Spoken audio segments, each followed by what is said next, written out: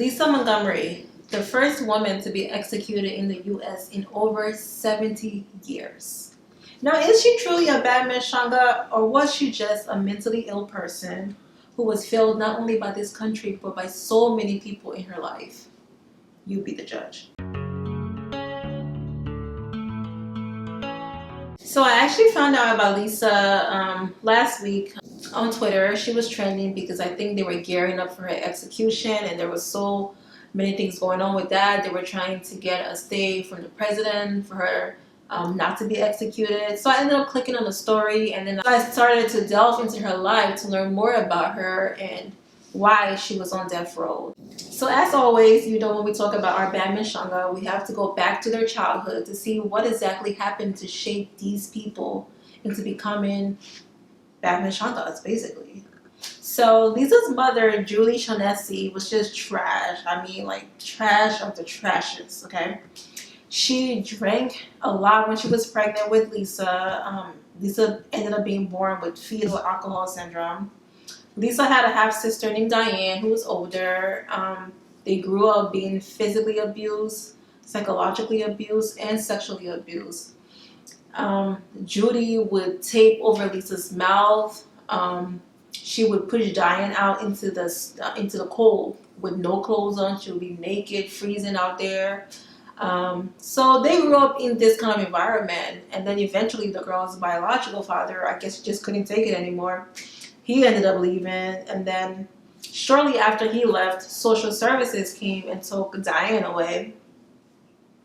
Now, my question was, why would social services come and take Diane away? Like, they took one child away, but then they left Lisa. Like, usually you would think they would take both of the kids away from that kind of situation.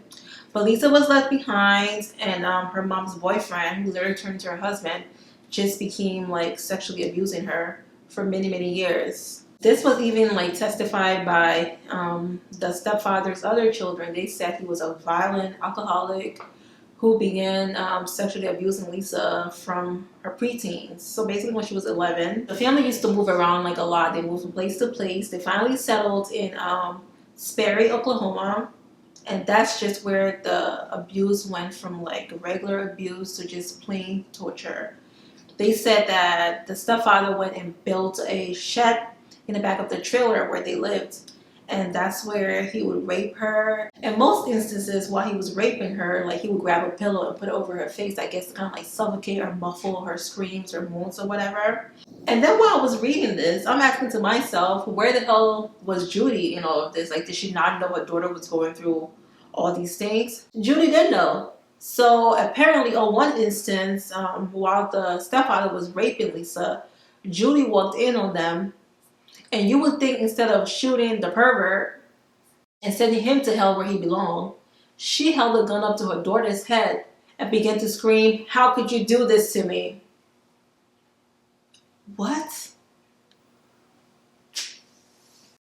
So over time, the abuse just expanded. So now the stepfather began inviting his friends over so that they could abuse Lisa as well. They would gang rape her for hours at a time, and then they would end by urinating on her. Yes, they would pee on this 11-year-old girl as if she was trash. So now Judy, Lisa's mom, was like, oh, like, I want in on the action too.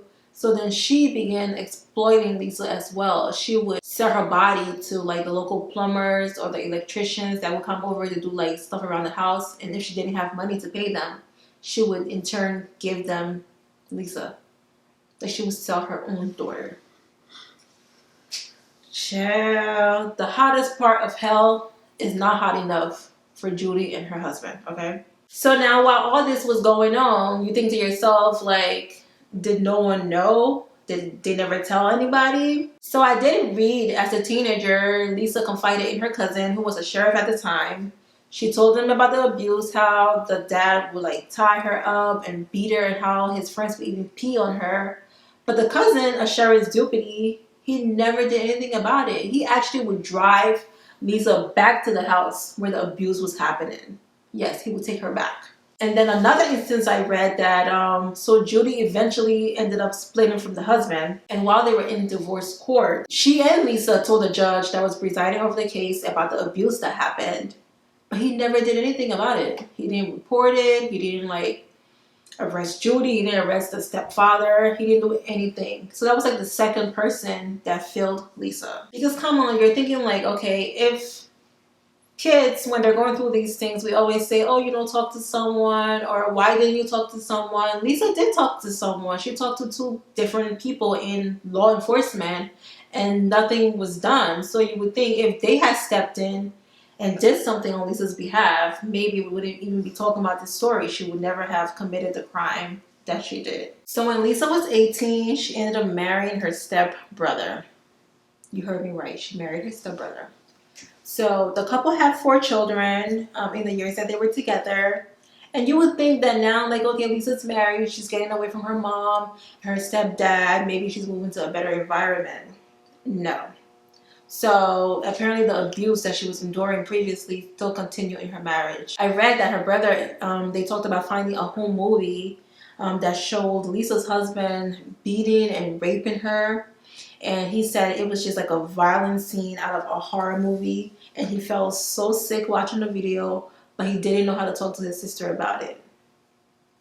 I mean, what do you mean you didn't know what to talk to her about it? At that point, ain't no need to talk. Go over there and beat him up. I mean, at least that's what I would want my brother to do. But yeah, so it was at this point they said they started noticing that Lisa, would slip into this world of her own. She was kind of delirious almost. Her children were disturbed by it, and her psychologist later on said that these were early signs of Lisa's mental illness, which included bipolar disease and her traumatic brain injury. So Lisa eventually ended up divorcing her stepbrother and then marrying Kevin Montgomery. Around this time, she claimed to be pregnant, but they said that she had a tubal ligation, or as my mom would say, she had her tubes tied. So there was no way she could be pregnant, but she claimed that she was pregnant. So this was basically Lisa's story up until this point. Now let's talk about victim Bobby Joe.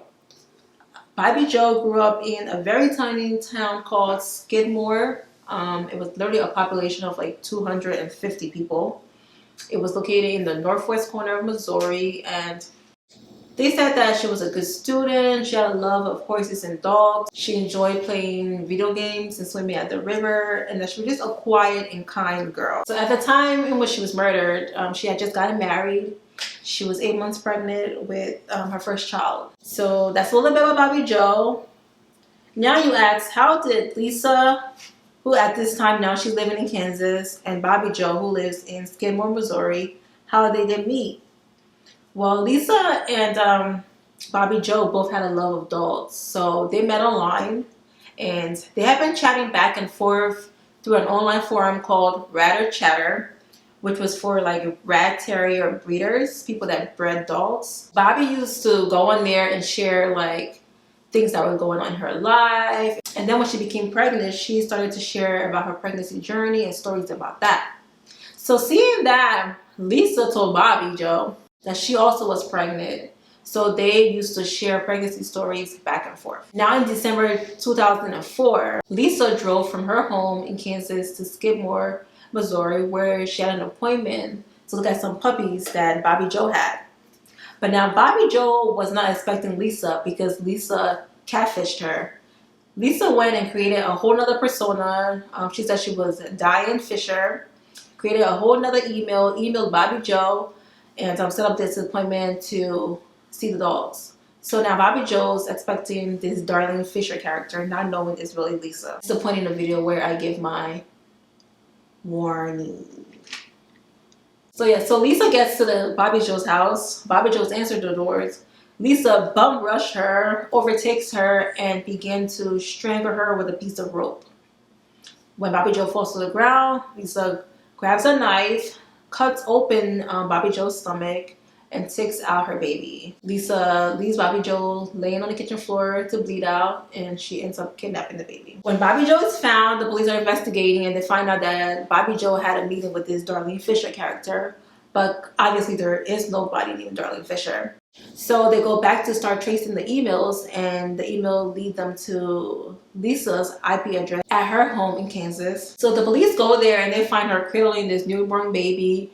Her and her husband say that it's her baby, she just had the baby, but clearly they're not believing that. So they begin to interrogate her, and eventually she confessed to killing Bobby Joe. So now what exactly happened to Lisa? What was her fate? Well, Lisa went on trial and she was found guilty and condemned to death on October 26, 2007. Her lawyers argued that because of all the years of horrific abuse and, you know, her psychological issues, she should not have been given the death penalty, and that they believed that at the time of the crime, Lisa was psychotic and, you know, she was really out of touch with reality. She really truly believed that the baby that Bobby Joe was carrying was hers. In late December of 2020, her legal team appealed to President Trump that after Lisa's lifetime of abuse, which they said was basically torture, and I agree, she was too mentally ill to be executed and that she deserved mercy. Lisa's half-sister Diane also appeared in court on her behalf and said these words. She said, "I would say, President Trump, I want you to look at the life that Lisa had led. I want to look at all the people that have failed her. I want you to look at the rape, the torture, the mental abuse, the physical abuse that this woman had endured," she says.